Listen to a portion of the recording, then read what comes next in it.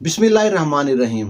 मेरा नाम है नुमानता। मैं सुनाता हूँ आज आपको एक छोटी सी नन्ही सी प्यारी सी बच्ची की कहानी जो रोड पर टिश्यू बेचती थी। जो ही इशारा बंद होता अपनी टिश्यू की टोकरी उठाती और गाड़ियों के आगे जाके अंकल टिश्यू ले लें, मैडम टिश्यू ले लें, सर टिश्यू ले लें, और वो अपने चेहरे पे इतनी प्यारी सी मुस्कान लाती कि हर किसी का दिल चाहता है इसे टिश्यू खरीद लें। उसके सारे टिश्यू बिक जाते हैं। एक खातून बहुत देर से उसको नोटिस कर रही थी। तो बच्ची के पाँव में थोड़ी चोट लगी हुई थी। वो जब आके बैठी है तो अपना पाँव सहला रही है। वो खातून उसको देख रही है और बच्ची के ना आंखों में आंसू आ रहे हैं पाँव में दर्द की वजह से। खातून गई है, उससे बात करना चाह रही है और कहती है, बेटा ये टिश्यू का डब्बा कितने का है? और अपने पर्स से एक्स्ट्रा पैसे निकाल के बच्ची की मदद करना चाह रही थी, उसको पैसे देना चाह रही थी। लेकिन इतने में इशारा खुल गया। तो वो बच्ची दोबारा चली गई टिश्यू बेचने। वो वापस ना आई। वो खातून वहीं बैठ के उसका इंतज़ार करने लगी, उसको देखते रही। इतने में उसकी बच्ची की मुस्कुराहट ने इतना मुतासर किया उस खातून को। उसने मोबाइल निकाला, अपने शोहर को मैसेज किया और कहा कि मैं माफ़ी चाहती हूँ, मैं बाज़ का बग़ैर सोचे बोल देती हूँ, सारी गलती मेरी थी, आप बिल्कुल सही कह रहे थे, आप मुझे माफ़ कर दें और शाम को घर जल्दी आना। आई मिस यू करके मैसेज ख़त्म कर दिया।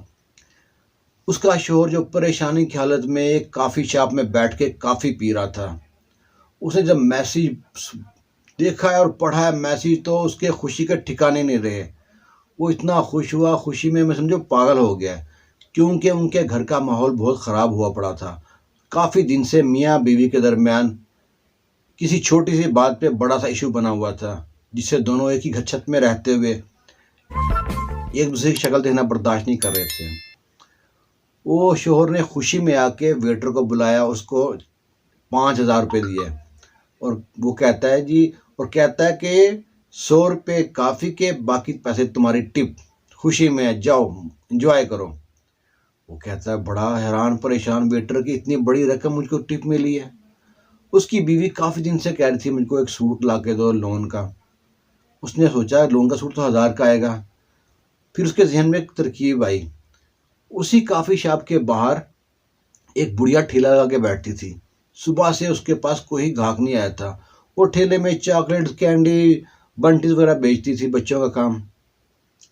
तो वो गया उसके पास, उससे एक चॉकलेट खरीदी और उसको दिए 1,000 रुपये।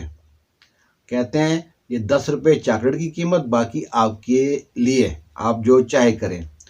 वो बुढ़िया काफ़ी देर तक वेटर को देखती रही कि ये कैसा इंसान है, मुझे 1,000 रुपये दे दिए, मुझे पूरा दिन में 100-50 होते हैं, ये 1,000 रुपये मिल गए।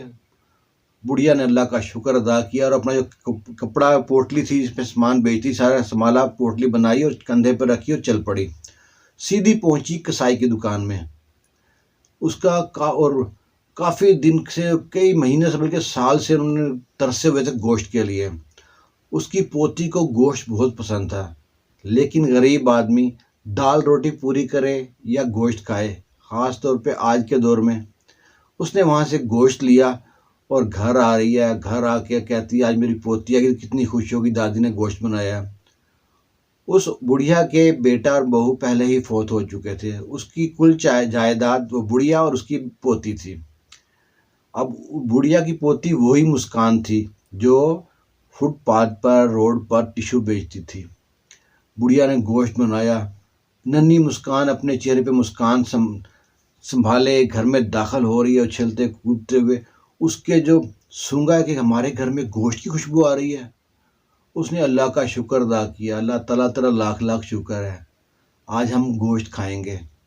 वो दादी से जाके लिपट गई, दादी आज गोश्त पका है। दादी कहती हाँ मेरी बेजान का आज गोश्त पका है।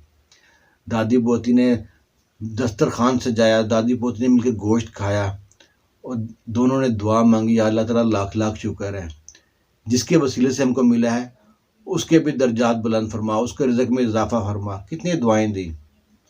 सारा काम किससे हुआ? एक मुस्कुराहट से। उस बच्ची की एक मुस्कुराहट ने उस औरत को मुतासर किया। उसने अपने शोहर को फ़ोन किया, शोहर खुश हुआ, वेटर को पैसे दिए, वेटर खुश हुआ, उसने बेगम के लिए भी सूट ले लिया और बुढ़िया को भी 1,000 रुपये दे दिया। बुढ़िया खुश हुई, कसाई की दुकान से गोश्त लिया, जो नेकी थी पलट के वापस आती है। अगर आप हसद करेंगे तो लोग भी आपसे हसद करेंगे। अगर आप किसी से मुस्कुरा के बात कर लेंगे तो वो भी कितना आपसे खुश होकर बात करेगा। बाज़ औक़ात आप किसी से फ़ोन पे हम बात करते हैं, आप लोग भी बात करते हैं, वो आपका चेहरा नहीं देखता, अनजान आदमी होता है। तो फ़ोन पे जब बात कर रहे होते हैं, वो अगला बंदा जब आपकी बोली से मुतासर होता है ना, कि आप कितने प्यार से उससे बात कर रहे हैं, उसका भी दिल खुश होता है और नेक्स्ट टाइम आपसे मिलने की भी कोशिश करेगा। यार उस बंदे से बात हुई थी, कहीं मुलाकात हो ना, तो देखो सही बंदा है कौन है। तो खुशियाँ बाँटें, खुश रहें। जो आज के दौर में खुशियाँ कहीं खो सी गई हैं। हम दूसरों के हसद में इतने इतने पागल हो गए हैं कि अपनी खुशियाँ को गवा बैठे हैं। तो ये छोटी सी मैं कोशिश कर रहा हूँ, ये चैनल मैंने आप लोगों के लिए बनाया है। अगर आपको अच्छा लगे तो चैनल को सब्सक्राइब कर दें, वीडियो को लाइक कर दें और हो सके तो शेयर कर दें। खुशियाँ बाँटें, खुश रहें, शाद रहें, आबाद रहें। अल्लाह हाफ़िज़।